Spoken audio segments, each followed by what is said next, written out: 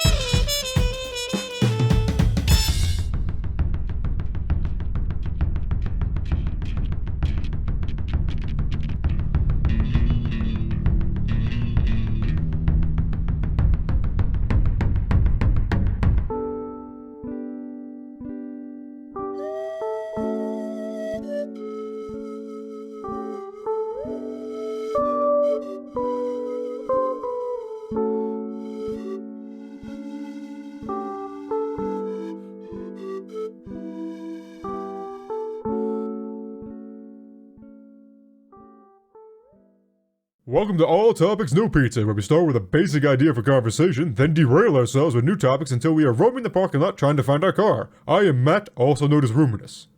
This is Deion. And I am your flesh popsicle stuck inside a pot of goo, Nick. We're going to have to redo this intro because that was the most disgusting thing I've ever heard in my life. No! We're all flesh people inside a pot of goo. Where Nick is no longer alive because he's a disgusting human being, and we have eviscerated him. No, we're talking about The Matrix. And wait. If you know anything about The Matrix, you know that it's got flesh popsicles inside pods of goo. So, first, we have to talk about not Dragon Ball. What's it called? Jump Force. Jump Force. Oh, we're talking about Jump Force? Oh, dear God. First, and then definitely, right. we're definitely getting the Matrix. We might just stop talking about Jump Force and start talking about the Matrix, but we're first talking about the Jump Force. No, we definitely got to talk about Jump Force because explain it to Matt, and then I'll explain what I like. I didn't get a set. There was no voting series. I thought we were talking about the Matrix. Now we don't even know what's happening. We're going to talk about both. We're both going to talk about both. I know it's kind of a joke at the end to say we don't know how we got here, but I really don't know how we got here. No, because we got here because fuck you. We had a pre-talk, and I remembered the pre-talk, so I didn't want to skip that thing that we agreed that we talk about. All right, we're going to talk about Jump Force. So here's the thing. So the reason I've had more time to think about Jump Force because I bought it when it first came out and I was like, this is fucking garbage. Yeah, this game sucks. I don't want anything to do with it. And then I saw that they kept adding characters. So I was like, what the fuck? Then, Deion, you know this. I'm a lurker in the group Nerds with Melanin because you want to understand nerd culture, you should understand it through multiple lenses. Jump Force is a big topic in Nerds with Melanin on occasion because they love to bring up the fact that Yami Yugi from Yu-Gi-Oh is straight up chilling in an arena with fucking Goku firing a Kamehameha, and he's just like dark magician. Kamehameha. Fun fact: this is true to a certain extent. Black people do just love Dragon Ball Z, and there's a lot of reasons why. Oh my god, dude! It's not. All right. I literally shout out to Screwface John. He still is doing a watch through of Dragon Ball Z Abridged on YouTube, and he is my favorite reactor for Dragon Ball Z because he just. Proof to your point, Deion, he loves Dragon Ball Z top to bottom. He understands it so well. He fucking I don't want to call it simping, but he simps hard for Yajirobe. Like, he's like, Yajirobe is the best character because Yajirobe literally could be killed at any point in time and still fucks up Vegeta. Is the reason Vegeta gets his tail cut off, gets a fucking katana hit on Vegeta. Vegeta beats the shit out of him, but doesn't kill him. I don't know any Dragon Ball Z besides Goku punch Frieza, gets golden hair, and now he's silver hair. I don't know. A lot of things happen. Yeah, he got Ultra Instinct. Silver outline. They're doing more with I play Dragon Ball Fighters. That's all I care about. I just want to play the game. I don't want to watch it because it's boring to me. Straight up, one of my favorite well, just a creator that I know, Ify Wadiwe, on an episode of Ify Wadiwe. Yeah, exactly. He's great, right? On an episode of Actually, he just straight up said, like, is Goku like one of the reasons? Because he knows a lot about Dragon Ball. Is Goku and Dragon Ball one of the reasons that you love, like, as a blurred, you know, it's like, is it one of the reasons that you love, you know, also in addition to all this nerd nonsense, working out? And it's like, absolutely, 100%. It was awesome. It was dope, and I wanted to be like that. And also, being an anime is nerdy. So like the Venn diagram of like black people that like Goku and they're also into like lifting is a circle. Oh yeah. Well, see, that makes sense because I mean, Goku is just big dumb muscle man. But so this is the reason I really like Screwface John, because Screwface John really does call out my least favorite thing about Dragon Ball Z, and it's the room full of useless characters. There's a shot in like the first season of Dragon Ball Z when Vegeta and Goku are fighting each other, where Ox King, Bulma, Chi-Chi, Oolong, Roshi, and the Turtle are all sitting in Roshi's house, and DBZA makes the joke that one of the characters just says, "Remember when we used to do things?" And they literally, and it's like Screwface John straight up says, like, they joke, but that's the real problem with Dragon Ball Z. Is this room right here, this room full of useless characters. It gets more and more characters every fucking season. And I'm like, that's the truth. Is Goku and Vegeta are now basically the only characters that the show cares about at this point. It's Goku and Vegeta versus whomever at this point, and it's boring. You know what's sad about that? And this is my shot at getting everyone to hate us. Almost all of your faves could solo Goku's universe. If you watch anime, almost any of your faves. And listen, I like Dragon Ball Z for what it is. And what it is an action shonen, beat 'em up, BS manga. Listen, it's Hold on, great. let me guess. It's so much fun to gonna read be a great and watch. Villain capable of some great power. He's going to destroy the world, the universe, or something. And then Goku's going to fight him. And then he's going to lose. And then Vegeta's going to fight him and then lose. And then Goku's going to get way stronger by training somehow. And then he's going to get a new color hair. And then he's going to beat some ass. The proper term is a Zenkai boost. Can you not see spoil Saiyans have this season 15, ability, please? When they get This is getting cut out. Matt, have you seen the Broly movie? So to put it in perspective, the last of Dragon Ball Z that I've watched was when I was about 8 or 9 back in 2001 or 2. Because I used to watch it literally every week with my brother as young little boys in Virginia. And we would watch it. And then after we moved from Virginia, I never watched it again. And I gotta say, I didn't seem to miss much. However, I did watch the Broly movie, and that was fan-fucking-tastic. And I'm gonna tell you, as someone who Broly movie? Skipped, what was it, like... The newest one. Yeah. Dragon Ball Super Broly. Yeah. So having skipped... 13 years of the Dragon Ball shit, going from old ass animation to that crisp, beautiful thing. Holy shit, that was glorious. I've never seen something so beautiful. So I was gonna say, the Broly movie actually highlights exactly what I wish they would do more of in Dragon Ball Z. The manga are back to form. Got a new villain. He uses the Dragon Balls. Goku and Vegeta are like, we're kind of fucked. Vegeta's like, no, fuck you, Goku. I'm gonna go train on Yardrat. Goku's like, no, fuck you. I'm gonna go train with the angels. So I've always been like a fan of like the underdog. I've always been like Luigi's best boy. And Vegeta became a god of destruction. Yeah. So my Vegeta's on the same level as Beerus now. Vegeta's not always been my favorite character, but he's always been one of my favorite underdogs because again, I'm an underdog stan. If you're an underdog, I'm rooting for you. Like I said, Luigi, best boy. What are some other famous Deion, underdogs? I hate to tell you, he's like the opposite of an underdog. Well, no. So for the original, he's an prince overdog? born into being superiority. Listen, from Vegeta's perspective, he's an underdog. Yeah, because for some reason, Kakarot, he's not even a mutt. But for Vegeta's point of view, he's like some commoner peasant. How dare you reach heights higher than me first? I am the prince born. I deserve the planet. I deserve to be the king / ruler. And so from Vegeta's perspective, everybody's dead. Get over yourself, Vegeta. That's literally a joke that comes up in the bridge. A bridge. Yeah, a bridge. Yeah, they literally play off the like, oh good, a king of all 2 Saiyans. So what I love about Vegeta is that he gets his butt whooped once by a guy that grew up on a different planet. It's basically like the battle of two Supermans. So Vegeta's just like taking everything that Goku says and does personal. You beat the god of destruction? So I can't stand this. Like, that's what Vegeta. you're telling me is he's Bakugo. He's literally Bakugo. I don't know what who you're this describing is. is Bakugo. Yeah. In My Hero Academia. Unfortunately, listeners, I am the only person who does not watch anime or read manga, so these nerds will go on with us things that I do no idea. I will make this a very short tangent. I hope so. In the anime My Hero Academia, there are two main characters. Main shonen character named Midoriya, who is, your typical sort of Mary Sue. And then you have Bakugo. I resent this. Whose whole character yes. is I've always hated you because you have this positive attitude despite having powers. And as a result, I'm going to be your bully for the entirety of your life. Only recently did I figure out that me being a bully is a shit holding me thing back to do. And so Deion has some dissenting opinions. Go. So I also thought this. I'm thinking, I started reading Boku no Hero Academia or My Hero Academia. Whatever kind of purist you are, screw you.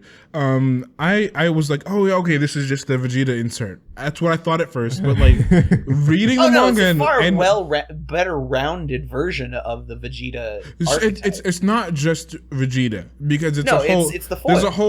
There's a whole term for this. Vegeta is not the foil to Goku because he's also not Goku's antagonist. Vegeta plays a lot of roles. And it's the opposite of Goku and also the counter and also the complement. Bakugo plays similar amount of roles, but he's not the counter to Deku. Because if you get far enough into because if you get far enough into the manga and the anime, Bakugo is the same as Deku. It's like this weird like privilege thing between the two of them. So he's black. Deku's kind of black, a little bit, except not really, because so like. Wait! I want you to explain this privilege thing. He said he's black. So for their whole lives, right? Bakugo discriminated against Deku for not having a quirk. There's the discrimination, right? Ooh. All of a sudden, Deku straight Batman's his ass and just gets a bunch of money. Power. And then is equal to him. It's more like. So what you're saying? Hold on. What you're saying is. Don't do this. Deku was a low class Saiyan. No, it's not the same. Super Saiyan abilities. When the prince, who was born with the power of the high class Saiyan, could never achieve it. So if you're gonna, so Lemillion has this really cool thing where he turns on his power, falls to the earth, and is somehow able to aim himself. Yeah, like a where his fist is inside your chest and then pops itself out. Because if he puts his fist inside your chest while turning on his power, so he can like, what is it called? Limit it to body parts. He can target it. He's so good at it now that he can target body parts where just a part of his body is intangible. So if he takes his fist, intangible is his fist, puts it inside your chest, and then turns off his quirk, well, his quirk dictates that he can't occupy a space that is occupied. So if he puts it inside your chest and then unactivates himself, well, those two things cannot be in the same place. So it creates a punch-like effect that's a dozen times more powerful. So they violently separate, and you feel the violent separation. Does anybody know how a fusion or fission bomb works? Because that's essentially what he's doing. He's creating matter so overpowered. He's creating matter so close to each other that it goes, nah, bro, you can't be here, and it just shoots with the electromagnetic force. But it doesn't explode. It doesn't explode. But it's a significant amount of force. Separates. This man is creating G-forces that should rip holes into their body when he does this. I've talked to a lot of people about this, and I've read a lot of things about this. And the reason that I say that Bakugo is not like Vegeta. Now, if you're just sitting here and you're gonna skim over it, Bakugo is a lot like Vegeta. I'm not saying Bakugo lacks depth. If you think that's what I'm saying, no. I'm saying that Vegeta, Bakugo. Well, Vegeta does lack depth. What's his name? The red-haired dude from Bleach. Todoroki. The red-haired dude from Bleach. The snake guy. Yeah. All of them literally have the same archetype, which is So there's something called for this. The pseudo villain who becomes the friend. So to put this in perspective, Deku's power, his only power, which is a misnomer because before a certain point in the manga and anime, Deku's only perceived power is a Pokemon's ability called Stockpile. So the main antagonist had the stockpiling. The bad main guy had the stockpiling. The main antagonist ability was the ability to, I'm pretty sure, take and give. Yeah. And he found a way to give himself powers because ad nauseum. Yeah. And his brother was useless but hated him, and he said, "Okay, well, what I'm going to do to you is make you take all the powers." So he gave his brother the ability, who he assumed had no powers at the time, the ability to stockpile powers. What his brother's, so the main antagonist's brother's ability was to pass on his ability to other people. So he said DNA exchange. So all you have to do was eat some part of the DNA willingly. The person who wanted to give it to you had to give you their DNA willingly. That's important. So that happened 7 times. Hold on. Hold on. You eat a hair. You eat a hair after they've given you a speech, and their power disappears. And they do the writers know that almost all of your body has DNA in it, right? So you could just like give them a fingernail. Don't worry about it. It's fantasy. No. So the way they got around that is that you have to willingly give someone your DNA. Yeah, I got that part. So that part, like that magic bullshit of like the willingness, and that part I understand. That's the only way it works. It's eating the hair, or I'm wondering what part of body did they give them? Any part. It could be his blood. It just has to be from you. Drink my blood. Take my hair. Take my fingernail. You've made vampires. That's what they did. They made vampires. But it's only one person. This is the dark Only gift. one person has. You can only give it to one person one time. They tried to hide that information using stupid wording, being like, "Oh, stockpile ability. It retains the power of its previous user and passes it on." And I'm like, wait. Are we talking physical power or are we talking power? And at the beginning of the show, they're like, "Oh, it's just physical power." And now it's been revealed that it's power. Wait. So let me get there. Let me get there. Right. So you're taking too long to get there, Deion. We got to go to other things. Matt doesn't know anything. He doesn't need to know everything. Okay, fine. Whatever. I'm interacting as much as I can here with the limited knowledge I have of this ridiculous goddamn show. It's going to become an anime review if we're not careful. We got to move on. We're going to spoil it. Fine. The main character gets the 7th version of the stockpile power. And while he just assumed that it was just physical power, which he had... Yeah, he has a lot of physical power. It's been passed down from person to person to person. Once he masters all this power, it starts revealing that, oh shit, it wasn't just physical power. It was, if the previous owners had quirks, their shit's in it too. And now the main protagonist has all these cool superpowers that he should not have. He was overpowered from the beginning. Deion, have you seen his dark outfit as a result? No. So hold on, I'm gonna share it in chat so you can see his dark outfit. It's really fucking cool. I love his new design with it. So basically, in the manga at this point, he's had to fight every villain on the planet because they're all hunting him. He's literally been nonstop fighting, so his outfit is completely torn to shreds. Those black tendrils are one of I know the black tendrils, yeah. His shoes are like cracked and broken, and he's literally hasn't been showering, he hasn't been eating. Like, he's literally just been non-stop fighting and running. You should probably eat if you're fighting and running all the time. I'm gonna need to go back into this. Guess what? He's been stockpiling energy. Get the fuck out of here. Alright, so to continue fucking what I was photosynthesis having my ass. Half an hour Camel ago. Bitch. So let's talk about Jump Force. Jump Force, when it comes out, it's like 30, 20 characters that you can fucking... When did this game come out? 2 years ago? 3 years ago? 2 or 3 years ago. 5? Maybe it's been a while. So basically what the game boils down to is you've got a dodge button, and you've got a button that opens up your power screen, which is 4 powers, and then like 2 ultimates. And then you've got a high punch and you've got a punch and a kick, basically. It's the most bare bones fighting you could ever hope for. The controls are jank, not terrible, but jank. And your customizable create a anime character has the dumbest explanation for why they are now a create a character. Only 3 years ago, 2018. Because in the Jump Force world, everybody is a normal looking person, quote unquote. Then your character, hold on, shut up. Your character gets death beamed by Frieza right at the beginning of the game, and then Trunks shows up and is like, hold on, we've got to turn you into a hero. And then you transform into an anime character. And I'm like, are you shitting me? They literally explain why you look the way you do as you're a hero from a fictional universe now. I'm just like, this is the dumbest fucking thing on the planet Earth I've ever had this. But then the draw of it is there are now so many fucking characters like Jotaro. Oh, hold on, what's going on here? Do you just uploaded a photo of Jump Force and someone made yeah, Shaggy.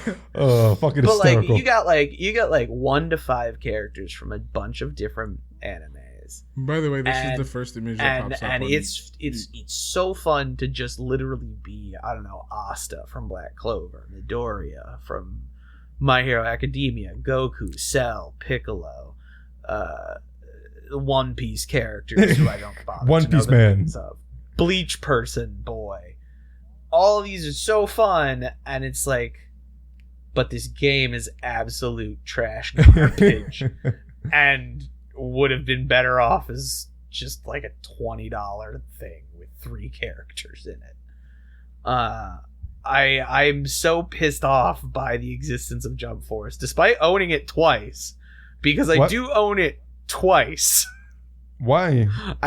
No. Because I had to remind myself as to why I hated Jump Force. You don't have to do that with money. You could just play the first version. I do have to do that with money. No, I didn't have the first version anymore. Well, there's a reason. You'd probably think, I got rid of it because I didn't need it anymore. I sold my PS4. Wait, why is there a muscular man in a... Okay. I might actually have to open this up and play as his character once. Oh no, we've realized that muscular men are next weaknesses.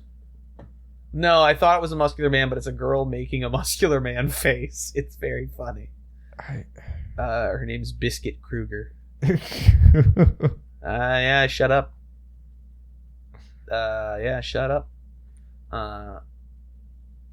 But I don't even know where I was going with this anymore. This game is trash. That's what you were going with. I had my interview. Dish Girl. How'd it go? What was it for? I don't think it went well. Oh, okay. I had to do a small physical challenge, and I realized how big I was compared to their store. If I get discriminated against, it won't surprise me. Was it a very like physical demanding job, or was it just small spaces? No, it's a very tight store. Okay. I'm like, it wouldn't surprise me, and I wouldn't feel bad about it. You know what? That's not really discrimination. That's just sensitive. I will say that for the community college, I didn't think that interview went well, and they offered me the job a couple of days later. Yeah. Did you take it? Oh, I'm definitely taking it. They got to do a background check first. They wanted 7 years of residential history for the background check. Okay. I mean, you have it. I have it, but it was just... It's just a bit of an annoyance. Well, it's an annoyance, and it's like, why do you need 7 years? Also, I don't remember when I moved out of some places, so that's going to be interesting. They just need to know where and what. Yeah. The general time frame. What's the job for the community college? It's teaching? It's IT. I wish it was teaching. No, it's IT. Well, and sadly, they do have a sales goal thing. Oh, damn it. Because they're trying to be a really good liquor store. But you know what? I could sell liquor. Yeah. I mean, that's not really hard. Usually people that come in buy liquor, they want more. Try and sell. If there's something they want me to push, I ain't afraid to try and push it. Like, people want to drink, and I can just hide shit if people aren't buying shit. But also there was a physical test, and it revolved around me getting an order, and I fucked it up bad. Put it all away perfectly, but I fucked up the order. That sucks. So I was like, oof, that doesn't look good. Nope. Marcus Aurelius, The Meditations, 161 to 180. Stop sounding so fucking sad. Is that basically what the meditations say? Meditations are very stoic. They're very much be calm, be complacent. What's the expression? Walk calmly with a big stick or whatever. It's basically just be a calm dude, don't overreact. Keep your calm, but be ready to beat the shit out of somebody. Be logical, but understand that situations may occur where you have to react, and that's fine. Treat people nicely, except for the Christians. Fuck them. He was really hateful to Christians for some reason. Ouch. Not the Jewish, but just the Christians. Who hated Christians? What are we talking about right now? Marcus Aurelius. We were talking about the meditations. Know who that is? He was one of the golden emperors who helped stabilize Rome while it was getting all fucked.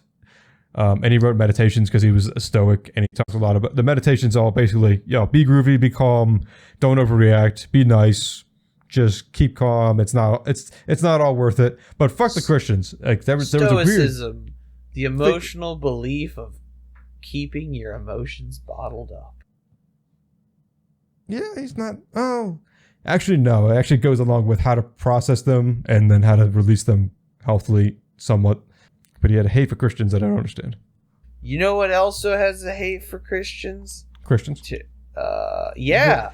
And you know who were Christians? You don't understand it? The Wachowskis, the people who directed The Matrix. Yes.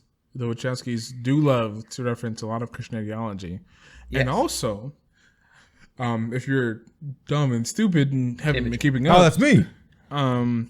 Right, the Wachowskis, I believe that it's okay to be, they're trans, right? Obviously. Yes, they're both transgender. Okay. And so they were the ones who introduced the Matrix to the world. Honestly, I'm surprised that... Wait, did the Wachowskis make Sense8? Yes! Oh! What? Yes! So okay, that's the connection. We've jumped the gun. Okay. Because I wanted to bring that up as we casually talked about the original Matrix. No, we've not jumped to the Force. We're not doing that again. We're leaving Jump Force in the dust. That was funny as shit. I need to be quieter. Hang on.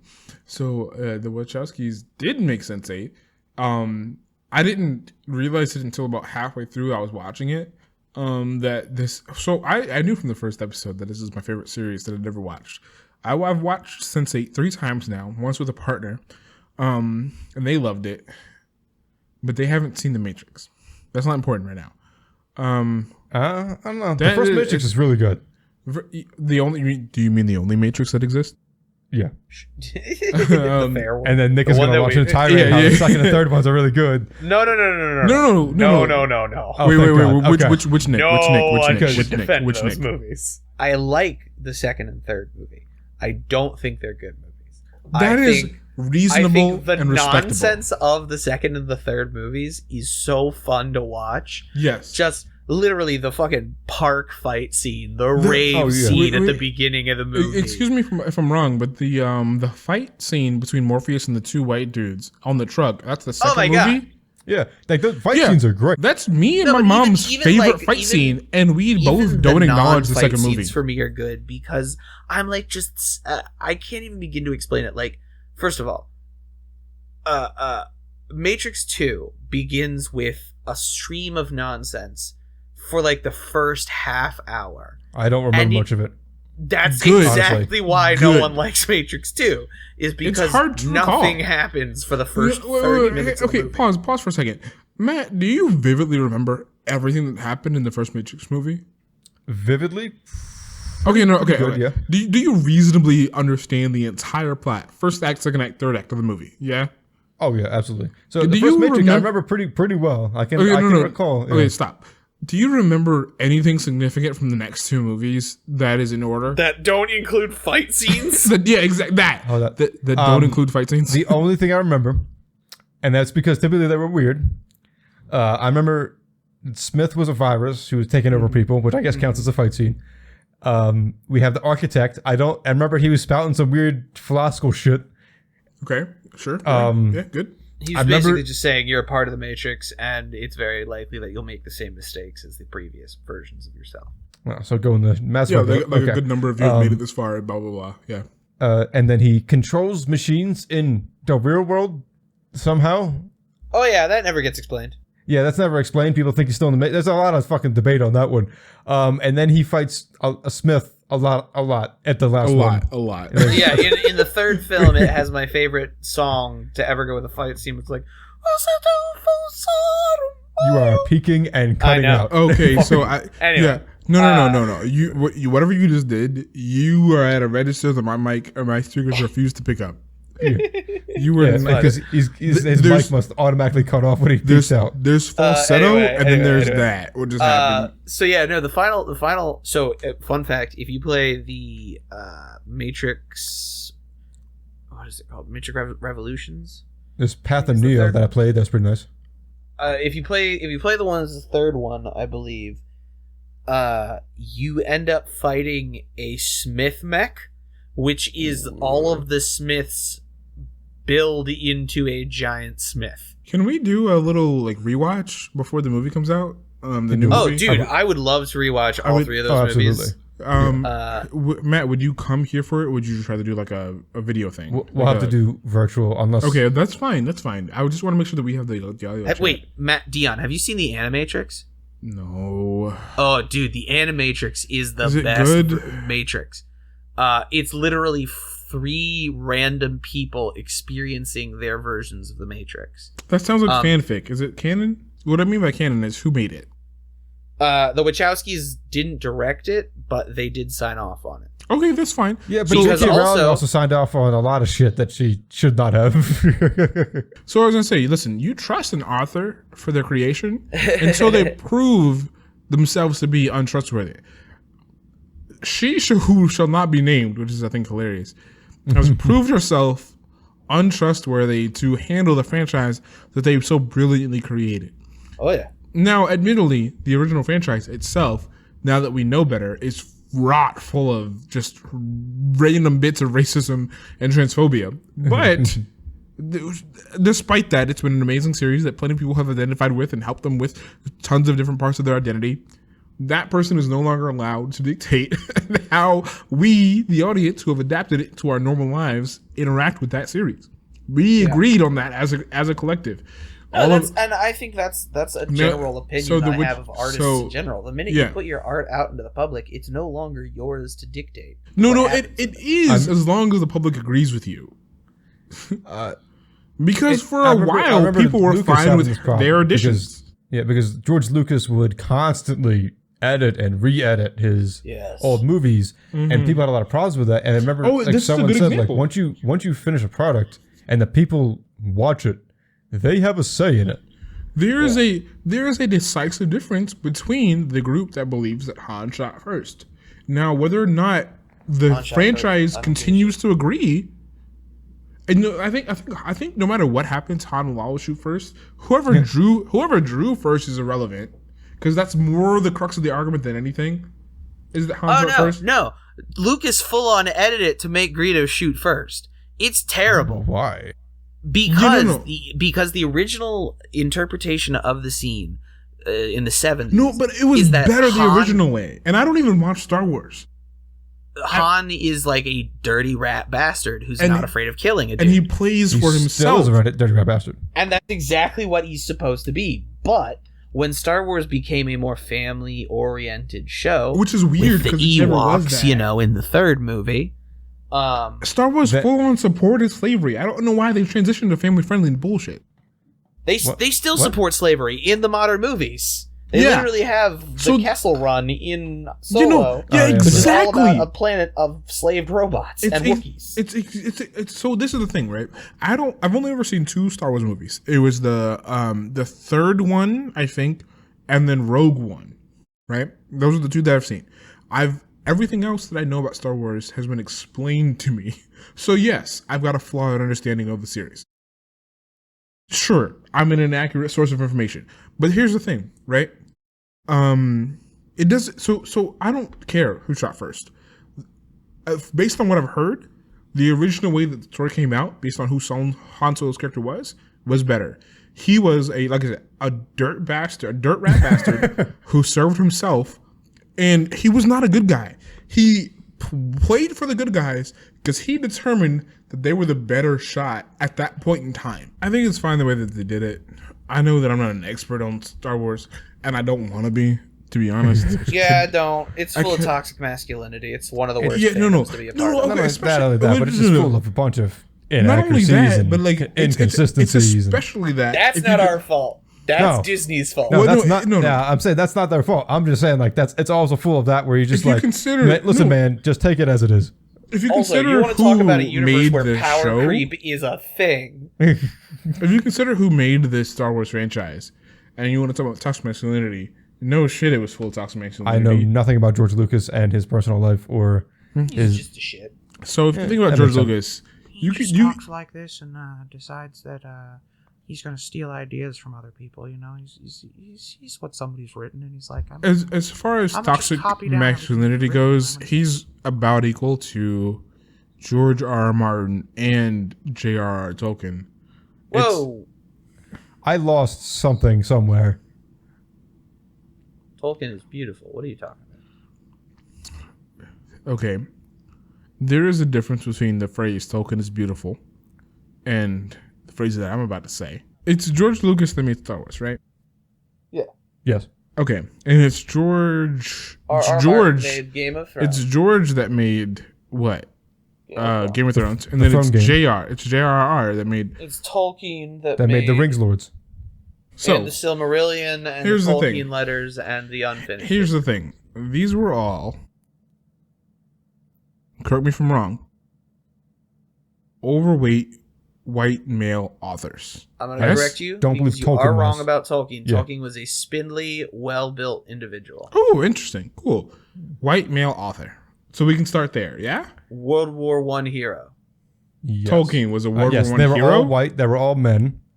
Tolkien was a World War One hero. Yes. Not Game of Thrones. Lord of the Rings is literally partially a parable of his time in World War One, And it's a That's- lot of PSD. which is why Frodo ends up with PTSD PTSD. That's a because Look, that's his depiction of losing a friend to PTSD. That's Loki super fucking dope, and I love that. Well, that's also Oh, why dude. the longer that he has the ring on, the more like devastating it is because the more that he's in the war, the more that he Right. suffers all these problems. I love and that. sees this evil, it corrupts him. Yeah, no, if you read the books, you're like, oh shit, this is like the Hobbit portions of the story. Like The each Hobbits are the Hobbit- only part that I actually care about. So the Hobbits are him 'Cause and I read his The friends Hobbit. going to war. And then I So- decided that I wasn't reading the rest of the series because that shit was no. So real quick, they made us read The Hobbit in the 8th grade. Really? Yeah. Yes, they made us. So I was a didn't. part of the gifted and talented program. And they were like, "Hey, you're too. Oh, it's because I wasn't gifted or talented. You're too smart to be reading freaking And Frank's Diary. no. Because we read that in the 'Cause that's what I read in 7th grade. They read that. We read that. We read that in the 7th grade. In the 8th grade, they made us read. No. We read that in the 6th grade. In the 7th grade, they made us read The Hobbit because they were like, "You're too old to be reading what's his Bitch name? boy novels. Catcher in the Rye." They were like, "Listen, What? Normally you'd read Catcher in the Rye right now, but you're in sixth gifted and grade? talented." No, in 6th grade. In sixth, / are you 7th grade. mind? It was That 7th book- grade. I'm not saying that it the was- book is like raunchy or anything, but I mean it's got adult themes that you don't So understand no, when you're that young. it was the 7th grade. I It was understand everything when I'm that It was young. the 7th grade. They you don't understand made shit. Listen, okay. The point was, I'm it not was going the to listen to 7th. anything. It was the 7th grade, and they made us read The Hobbit. Now, I'm not saying that book was bad in the 7th grade. I'm just saying that book in the 7th grade changed who I was as a person. I read Catcher in the Rye in the 6th grade, and then I read Hobbit in the 7th grade. So,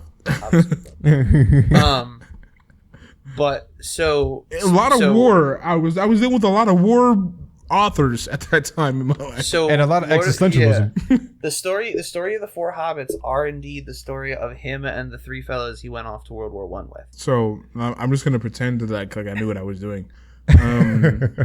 So we were talking about the Wachowskis, who love them. Screw you if you don't love them. No, we hadn't gotten there yet because I'm trust me, I'm gonna get there. I'm not gonna force it. I'm gonna get there. I'm gonna force it because we need to talk more about the Matrix and how I'm so excited. I for the kind of fourth had one. questions about the new Matrix then. In that case, so in the trailer we see Keanu messing with Trinity. We see him taking blue pills as a prescription. Love that touch. Yeah. Is that just supposed to, so I didn't see anything. So is that supposed to be? So how was he back stuck in the Matrix? You're literally going through everyone's reaction to the trailer. So what? How did How did he get and back so- stuck in the Matrix? And And Was it willing? Where's Morpheus? Where's Morpheus? Wait, what? So yeah, That's literally everyone's reaction to the I trailer. didn't play this stupid video game. I'm not gonna know. So their whole I have so to the theory assume- is there is I a have to game assume- wherein Morpheus basically sacrifices himself to do something. Yeah, I have to assume that they went But back Lawrence in. Fishburne is kind of pissed off No, of course. So hold on. Because We didn't talk about that. Why is Lawrence Fishburne not back in this one? because again, Morpheus was killed off in a video game called The Matrix Online. Also, he's a little older. He's a little chubbier. He's not the same guy. The current theory is that the Matrix, now that it's rebooted or whatever, actually, I guess they rebooted at the end of the third one.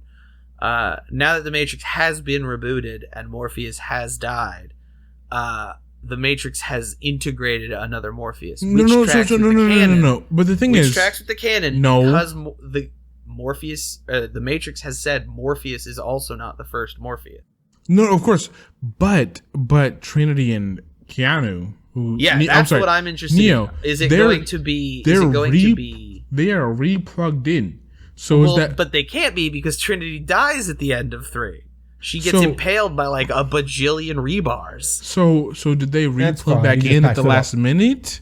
And then, what? And then Keanu sacrifices himself in the fight with Mr. Smith by becoming a Mr. Smith, thus corrupting the Mr. Smith program with the one program, which each he originally created because he was the one that he gave. But he didn't mean to create it, and that's why the Matrix made the deal with him. Like, but hey, get it out of our system, and we'll make the Matrix better. Do we need a fourth movie? I just don't think that we do. So my theory. So honestly, it looks ridiculous. I'm going to see it. But man, it looks bananas. I love that you were like, I'm gonna watch it.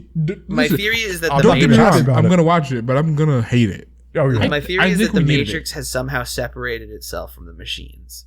My theory is that the Matrix has become aware of itself and is basically like the digital is not the machine representation that it once was. That's basically the human's argument for existing in the Matrix, is it not? So the human's argument for existing in the Matrix is that the Matrix takes care of them, which the point of the Matrix is to use human minds and bodies as basically power cells for the machine cities. But the humans that have the humans that have released themselves and that re-enter the Matrix are like this. So they re-enter the Matrix. So they re-enter the Matrix so that they can free humanity, but they never actually posited a good reason for freeing humanity except that they were enslaved, right? Yeah, it was freedom. But something that's brought up is the machines do treat them pretty nice. I mean, the Matrix is real nice. Sure, you get consumed. And the Matrix even hints that it understands love. There's literally a sequence where one of the programs in the Matrix is explaining love to Neo. It's like, that's we understand it. We feel it even because in the Matrix. They're a love interest. Because Neo has a love interest.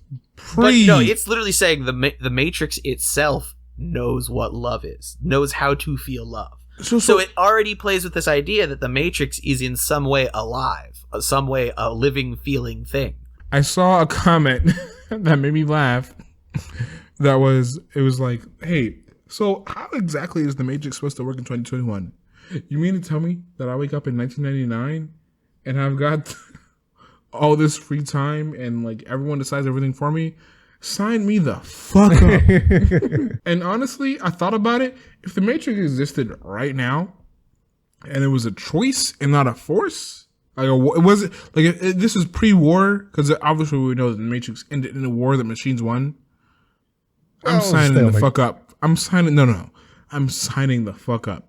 You're gonna take care of my body until it extincts. Until it dies. And then before that, I'm just in a metaphysical paradise. And now at the time, the only reason that the time period that was the metaphysical paradise was 1999 was because one, we still believed in Y2K, and two, it was genuinely the best time for electronics and their like sort of growth. So now that we know what growth technology looks like in 2021, if the Matrix existed right now and I had the choice, I could either go to war with machines or join the machines, and for some reason the U.S. government gave me that choice.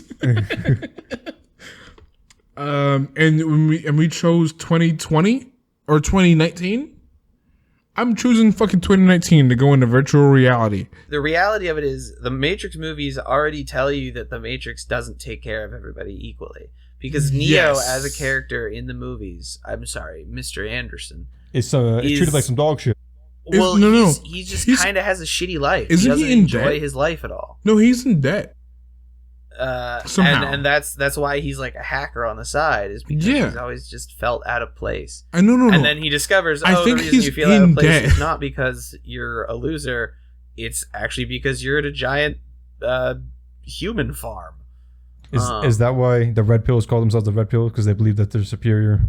Wait, no. Yes, they believe that they have seen past the facade of we reality. Can't do this. Are you talking about the Reddit group, the red pill? No, that's what red pilling means. Okay.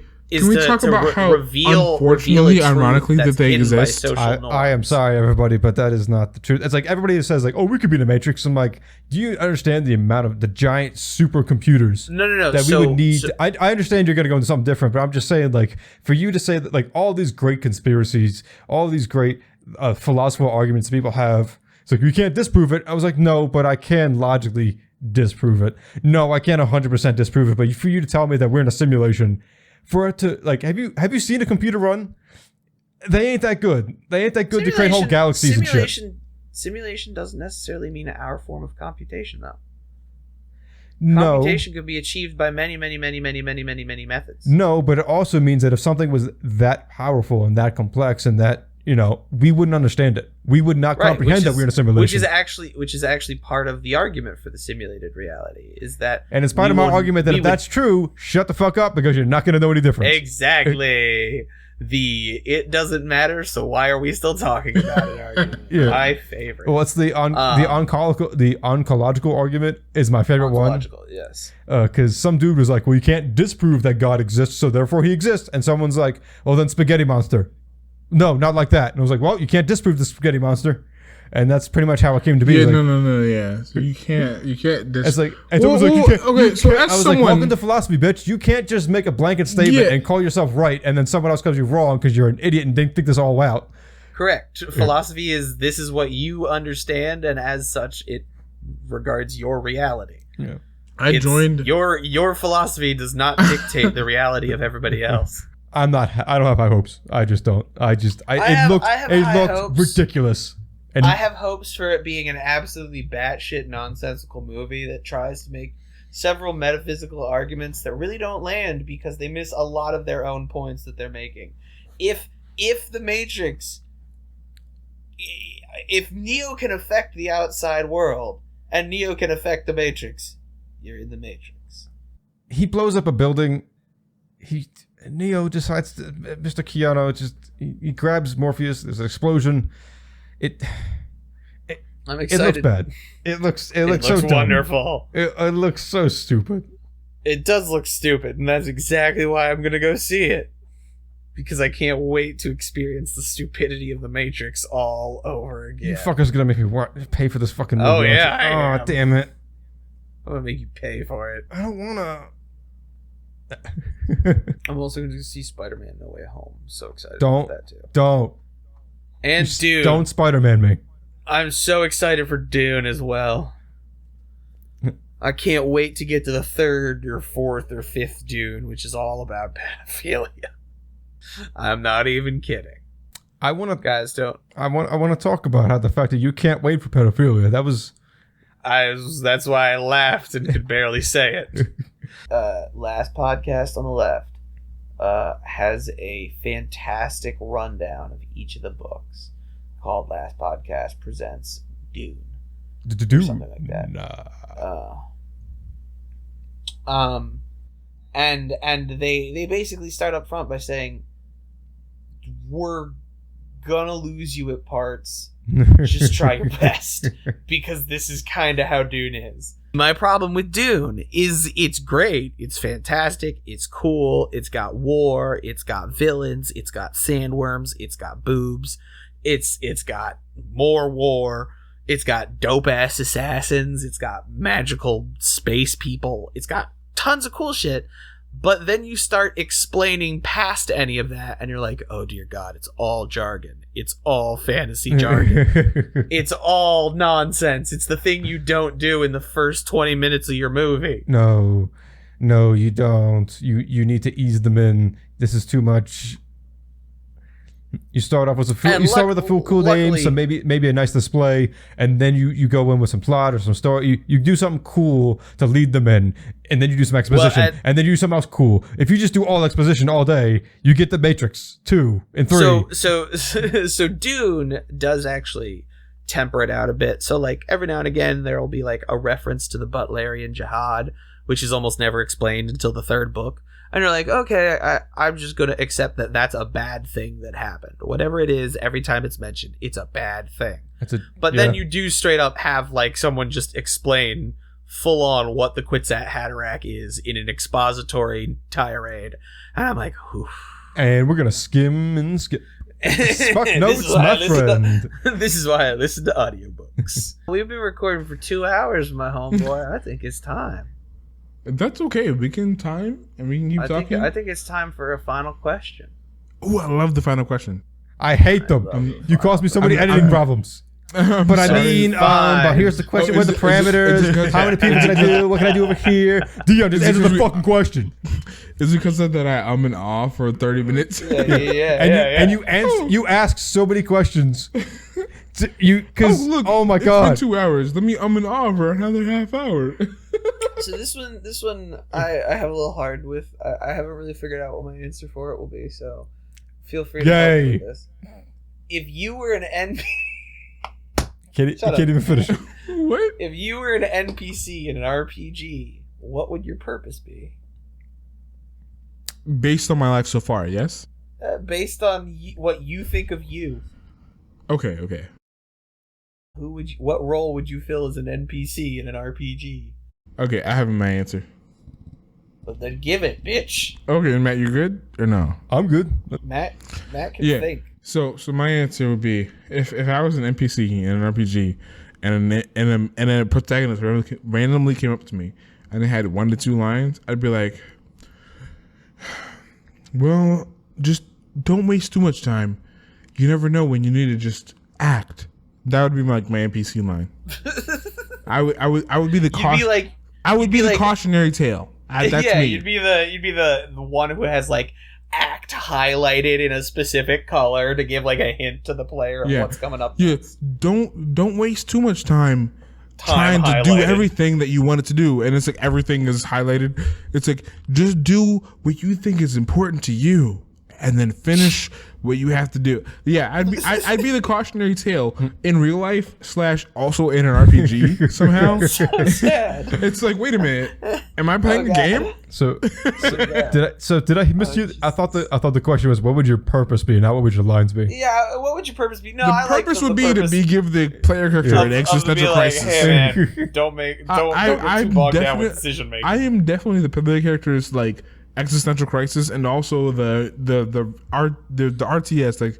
So he's basically saying he's the straight up NPC. He's the one that when you talk to him, he doesn't really actually offer you any advice. No. He's just gonna say a voice line that adds. You walk through the town, it's like, man, it's cold outside today, and then you walk outside. Man, it's cold outside today. Man, shut the fuck up. Go! I'm gonna kill you. I really live here. I need you to save the universe. I really live here. That's the one thing he says is, "I really live here. I need you to save the universe." Oh, I would love that. Live here. I would love that for me. If I was an NPC, my 2 lines would be, I would be the most powerful NPC and the weakest character. I really live here. I need you to save the universe. I really live here. I need you to save the universe. Like that's an NPC who has foresight but also can't do shit. It's like walking into fucking Traverse Town in fucking Kingdom Hearts 1. Just walks by some generic old person. I really live here. I need you to save the universe. Believe me. Could you imagine? I haven't eaten enough hamburgers in my life. I need more. Please don't let me die. What would you do if you ran across that NPC and their only line was, "I really live here. I need you to save the universe"? Believe me. And I'd be like, this is the dumbest what? And I'd probably try to kill him. yeah, I was gonna say my sixth sense of humor would be like, oh, time for you to die. You're gonna die before you see the catastrophe. And then the next time that you completed a story event, like in the game, You that go back NPC, there, it's like, I really died here. No. Believe me. That NPC is gone completely. Like You're that like, NPC oh. only exists for 20 minutes in game, and it's in between two very specific story events. So he's visual storytelling NPC. Great. Oh, Ooh. dude, Like, oh no, not that's the old me man that really 100%. lives here. I didn't That's- believe him enough. that's like All right. you know that story NPC that you didn't do their side quest for, and then they died. That's me. Oh man, you reminded me of Mass Effect. Yeah. If you don't get enough points with Yes. Rex, you just blow his brains out. That's 100%. That's who I want to be. I want to be the NPC that if you didn't care about them, they actually died. Well, there's That's my also NPC. plenty of games. I know Mass Effect 2 and 3 do this, where if you don't finish it quick enough, something happens and you can't do it anymore because they die. They get taken away by the collectors or whatever. And I'm like, I didn't know. You didn't give me a time limit. I was gonna get a book for him, but I had to go. I had 2 things to do, man. Hey Matt. I just gotta tell you this. Get good. Oh, I don't. That's not nothing to do with difficulty. That's No, Matt. Get good. So this is a side. I have the platinum Matt, trophies for the game. I have get gotten good. good. I'm Listen, very good. listen. This is a side plug for one of my favorite creators on YouTube that I want Matt to work with. One of my favorite creators on YouTube recently created a what happens if you complete Mass Effect with the least amount of allowed NPCs. And they did a continuum. They did the first one and the second one and the third one. And it's so what is the least amount of NPCs that you can complete the game with? Because the game will break if you don't do enough correct things in a row. This is not, and I don't mean game over. I mean complete the game. He said complete the game with the least amount of NPCs, and you can kill majority of the characters that you think are necessary to complete the game. You actually can. Yes. And it's amazing. Fuck the game. I'm one of those NPCs that you can complete the game without. So Matt, what's your answer? So my answer is I would be one of the main quest NPCs. Like I give you a bunch of exponential dialogue. I tell you where to go. I'm the one who tells you, hey, this is what actually is going down. I give you a lot of the history because I'm very focused on one particular thing. But I ain't gonna help your ass. I'm like, I don't give a fuck anymore. We're all gonna die. You're the dude with the big sword and like massive guns sitting right behind him, being like, I need you to go clear out this cave for me. Yeah.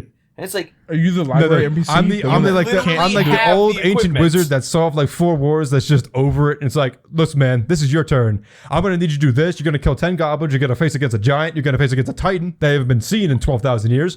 It's like, but you- you've done this. kill all You of them. literally have a wait, titan on your shoulders like a bear rug, and I'm like, yeah, but this is on you now. Fuck you. Are you the library NPC that is gonna stay there no matter what? Yeah, pretty much. Whether or not the player character Like, saves them or not. they're while just like, while you know I'm last too quest and old the to world's be getting ruined, I'm still in the involved. tavern just having a beer. Like whatever, I can kill whatever comes Yeah. to me. I don't give a shit. But I ain't helping your ass. Fuck off. I would be the character that like you get like a weird side activity. You know, like the fishing game guy in Legend of Zelda, Ocarina of Time. I'd be like that guy, but I'd also be like the NPC that makes like the one weird noise that everybody remembers, like a. You mean like Beetle from Wind Waker? Yes, perfect example. You would be the shopkeeper in every game Yeah. ever. But it wouldn't be a shopkeeper. It'd definitely be like the bomb chew dude or the bomb chew chick from Ocarina of Time. Because what I'm talking about? No, I think it would be the shopkeeper every time. Because you know who I remember really well from Resident Evil 4? Welcome. What are you buying? What are you buying? What are you buying? What are you selling? Yeah, exactly. I think that's you. I think you're the what are you buying guy. You know what's What funny? are you buying? In Resident Evil, Welcome. Village, in Resident Evil Village, the shopkeeper actually does have a voice line where he goes, "What are you buying?" Oh, don't mind me. It's just something a friend of mine used to say, and I'm just like, I fucking love it. The dude. That's what they say all the way. Have you played Village or did you just watch that somewhere? I didn't play Village. Oh no, man! I beat You Village did? all the I way. didn't play Village. Twice. I did. Is that really what he says? He says something a friend of mine used to say. Yeah. Oh, that's cool. Yeah, no, yeah. It's a nice callback. I think if you're gonna be an NPC, you got to be the shopkeeper. Yeah, you gotta be shopkeeper. Because then nobody can steal from you. No one can beat you. Welcome. But also you get lead poisoning really fast. I'm the character that tried to see what happened. I shot the shopkeeper in Resident Evil 4 in the foot, and he died. And he died. So I just always assumed that it was like really fast lead poisoning because there's no reason for you to die from a shot in the foot. Immediately? Immediately. I was like, oh, okay. He's just really allergic to poison bullets. Got it. Cool. Thanks, everybody, for listening. We started with Matrix, Jump Force, Dragon Ball. We're not really sure either. We really went off the rails. Each of us kind of came in with our own thing. But we ended with the obscene and crazy off-the-wall writing that is Dune. And we, just like you guys, have no idea how we got there either. We hope you enjoyed it. Hope to see you next Thursday. If you want to support us, we have a Patreon page. Rhuminus, will stream on Twitch every Friday, Saturday, and Sunday. I upload to YouTube, and I've also published 2 books. You can support us that way as well, if you'd like. Yeah, the Matrix is a story for Jesus. It's only for Jesus. If you watched it and you were not Jesus, you did something wrong. If I could listen to a conversation, I would remember. If you didn't become I Jesus. literally don't remember it all. So I'm just gonna pretend that like I knew what I was doing. Like the Tasman, like the Tasman devil. Like the Tasman devil. Yeah, no. As in our native language, the Tasman devil.